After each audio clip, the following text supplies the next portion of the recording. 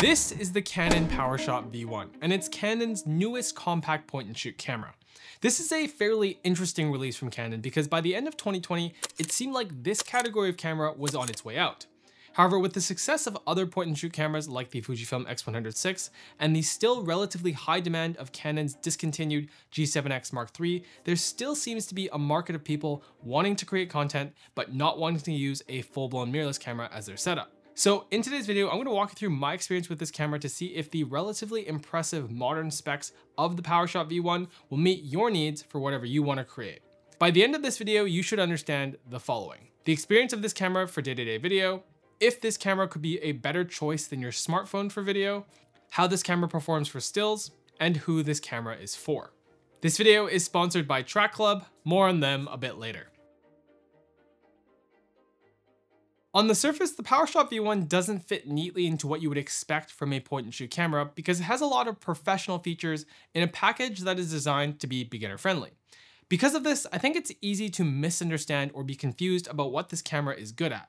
Before we dive too deep into the usability though, let's quickly go over the physical design of this camera to see what Canon has done to make it stand out amongst other point-and-shoots. For starters, Canon has put a relatively large 22.3 megapixel Type 1.4 sensor in this camera, which makes it roughly equivalent to a Micro Four Thirds size sensor, albeit with a 3:2 aspect ratio instead of 4:3, which is what most Micro Four Thirds sensors are. What this means, practically speaking, is that the PowerShot V1 should give you solid low light performance for a point and shoot, as well as potentially a shallower depth of field compared to other cameras in this class. We will touch on if this holds true when we talk about the image quality later in this video. Physically, this camera feels great in the hand. It's got a very solid rubber grip that runs nearly the entire body of the camera, making it seem more substantial than cameras this size usually feel. On the top of the camera, we have the on-off button, a tally light to let you know if you are recording, a zoom rocker to control zoom, dedicated video record button, onboard microphone, the mode dial, a toggle switch to quickly move between stills and video mode. On the rear of the camera, we have the 3-inch 1.04 million dot articulating touchscreen, 2 customizable buttons, the main D-pad plus control wheel, playback, and menu. The I/O on the camera is on the grip side and it consists of a microphone input, headphone jack, USB Type-C port, and micro HDMI. On the bottom, we have a single quarter 20 mount along with the battery drawer, which also houses the UHS 2 SD card slot. Finally, on the front, we have a dedicated control ring on the rear of the lens, as well as the lens itself, which is equivalent to a 16-50mm f2.8 to 4.5. To accommodate the larger sensor in this camera, Canon built in a fan to prevent overheating. It's currently summer, and despite testing the V1 in a handful of scenarios in full sunlight for several hours, I only managed to get a few heat warnings, but the camera itself never overheated. Though your mileage may vary depending on the climate and whether you're using the camera in. It's also worth noting that if you use something like a Peak Design anchor camera strap, it can get in the way of the tilting display, so I recommend using a wrist strap or some other strapless carry solution. Overall, I think the physical design of the V1 is quite good. It feels premium and is small enough to be a camera that you can take with you anywhere. When the PowerShot V1 arrived, the first thing I did with it was dive into the menu to see what Canon lets you customize. I was slightly disappointed to discover that despite being a video first camera, the V1 only allows you to remap the 2 buttons above the main D-pad while in video mode. I ended up mapping a shortcut to the built-in 3-stop ND filter as well as white balance for these buttons for the majority of my testing. The good news is the touchscreen controls on the V1 are fairly well laid out and easy to use. All the main exposure settings are easy to navigate, and with one button press, you can access the Q menu to change things like the digital stabilization, autofocus area, or whatever else you want to adjust on the fly. I do wish the screen info was a bit more customizable. The histogram in particular, while useful, feels a bit big, which means instead of having it displayed at all times, you'll likely toggle it on and off so it doesn't obstruct your framing. I am also glad I was able to disable the D-pad's control ring in video mode because this ring defaults to shutter speed control, and I found it really easy to unintentionally touch this wheel from just normal handling, which led me to constantly need to adjust the shutter speed back to where I wanted it when I was using manual settings. Manual focusing this lens was also a bit of a clunky experience. You have this nice lens dial to adjust the focus, which is great, but in order to change the focus at all, you have to constantly half press the shutter, then turn the lens dial. The issue with this is because this lens is focused by wire and this ring has no hard stops, getting to each end of the focus range requires so many full turns of this dial that it both takes forever and feels quite imprecise because of the delay in the focus changing. To be fair to Canon, it is unlikely that most people who are considering this camera will be using manual focus very often. The V1 also makes up for it with its excellent dual pixel autofocus system that Canon has always been well known for. Even with difficult subjects like my toddler son, the V1 did an excellent job keeping what I wanted in focus the majority of the time. Picking a specific subject in frame is as simple as tapping on it on the screen, and throughout my time with the camera, I found the autofocus to be quite reliable. Now let's talk about stabilization. Since the PowerShot V1 is designed for creators, I wanted to see how it performed in a common walk and talk situation. There are 3 levels of stabilization available on this camera: the standard optical stabilization of the lens, and 2 levels of digital stabilization which crop in on the shot to stabilize footage in camera. I set the camera to the widest focal length and did a few walking tests through some uneven ground in a forest to see how it would look. Looking over the footage, the clear winner between the 3 modes, in my opinion, is the optical image stabilization, which isn't that surprising.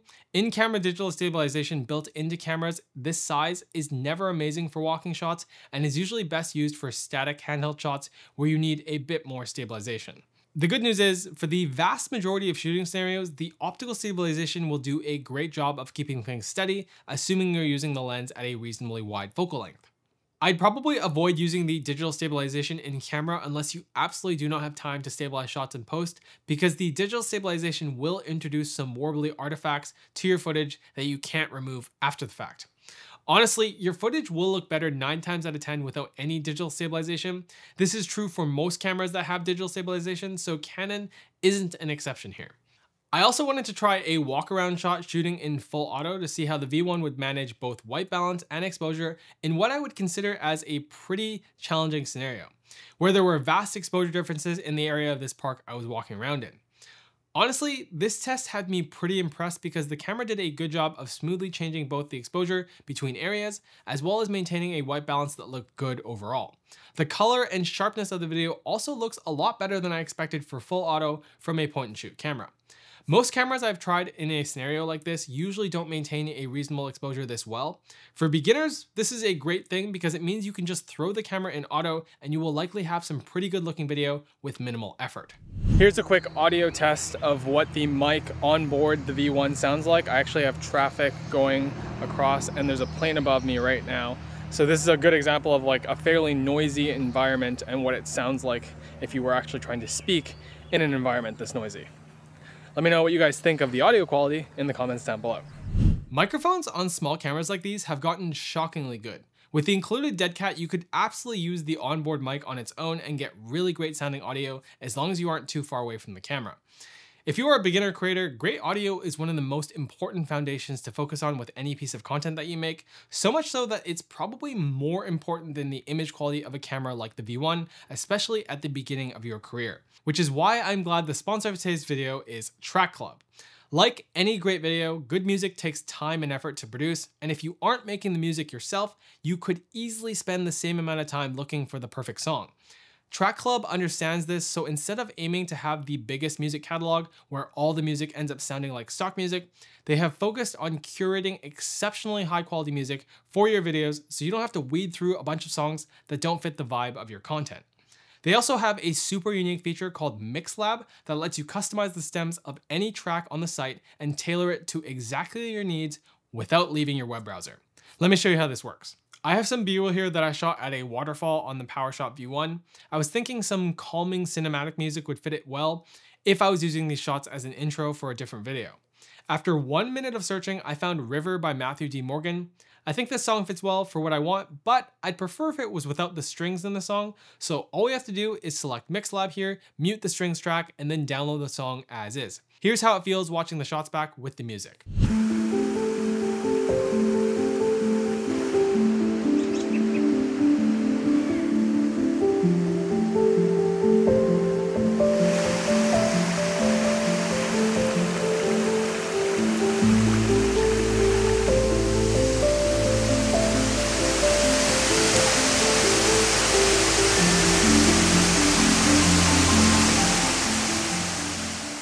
So if you would like to spend less time searching endlessly for music for your videos, you can get a 2-month free trial of Track Club at the first link in the video description. Thank you to Track Club for making videos like this possible. Now let's deep dive into the image quality of the V1.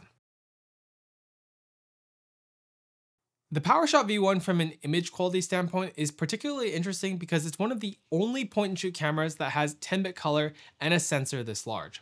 I think with modern mirrorless cameras, this is easy to take for granted, but having 10-bit color with a camera this compact really makes a huge difference to how good you can make the images from the V1 look.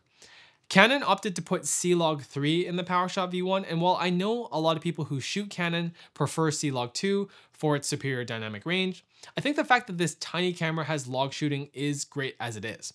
It wasn't that long ago that log wasn't even a standard amongst cameras, and so to have the ability to grade shots from the V1 to look like they could cut with a larger sensor camera is honestly awesome. The oversampled 5.7K to 4K footage from this camera looks especially good when you have ample available light to work with. Footage looks sharp, has a lot of detail, and overall does feel like footage from a bigger camera. For a camera in this class with a retractable zoom lens, I don't think I've seen better looking footage. The color from this camera is also quite good and easy to work with. It's been a while since I've worked with Canon footage, and I was reminded how good the color can look straight out of camera from Canon as a starting point. Personally, I didn't find any major issues with the available dynamic range with C-Log 3. I was never really fighting to hold my highlights during my testing. I recommend setting your zebras to 95 to 100%. That way you will avoid clipping your highlights and work within the optimal range the V1 offers. So while it would be really cool if Canon added C-Log 2, I think if you've never shot log and you want to use this camera as an opportunity to learn how, this is a great starting point for that. Now, while I do think the overall image quality from this camera is excellent, I do have to note a few things I wish were improved. First off, while it is awesome that the V1 has a sensor this large, I wish this camera was paired with a lens that had a slightly faster aperture for more of the focal range. I think one of the key factors that made the Canon G7X Mark III so popular was its 28 to 100mm equivalent lens that had a stop range of f1.8 to f2.8. I think if the PowerShot V1 had the same lens from the G7X Mark III, it would be a near perfect point and shoot combination. The 16 to 15mm f2.8 to 4.5 really holds this camera back. It's both a fairly limited zoom range and slow aperture. You can't even use the brighter f2.8 stop for that much of the zoom range. I found myself quite often wishing I had an extra stop on the lens to get a shallower depth of field, with there also being a lot of places where I took this camera where I wanted a bit more reach than the lens could give me. If you do a lot of supplementary B-roll for your work, I can see this being a con. This also makes low light performance suffer because while pushing the V1 to higher ISOs can yield some pretty decent looking video in dark situations, if you don't want to be at the widest end of the lens in a dark situation, you are probably going to be left with underexposed or noisy footage because you'll be stuck with a lens at a minimum of f4.5 on the telephoto end. The V1 also shoots slow motion video at 120 FPS up to 1080p, and while I really like that this is a feature, like many cameras in this class, the footage is quite soft and can be a bit on the noisy side. You would most likely only use this in very specific situations. It's definitely not something I would shoot all the time. Don't get me wrong though, footage from the V1 still looks really good, and I'd go so far as to say it's better than most cameras in this class that I've tried previously. I'll keep this section brief since the V1 is definitely a video first camera. Getting to the stills mode is really easy, and I have to give Canon a lot of credit here because when you switch from video to stills mode, the settings are separate. This is amazing and something that should be the default for any camera released in 2025 or later. This makes the stills to video experience much faster and more intuitive. Looking over the stills I took on this camera, they look awesome. Raw files are sharp, detailed, and great to work with in Lightroom. I think the stills from the V1 managed to look like they are from a bigger camera than the V1 is. I wish the V1 had something like the tiny pop-up EVF that the classic Sony RX100 had, but I don't really expect a viewfinder on a camera like this, though it would be cool for Canon to make an EVF accessory for the V1 since it does have an intelligent hot shoe. Very unlikely to ever happen, but we can always hope they consider it for a future version of this camera.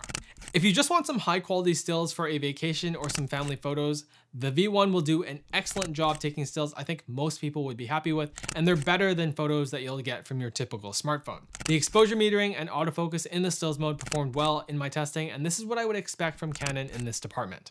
If you want to edit your stills or video faster from a camera like this, I am developing presets and LUTs for a wide range of cameras I've tested previously, including the V1. So if you want to be one of the first people notified when I release them, I'll drop a link in the video description where you can leave your email.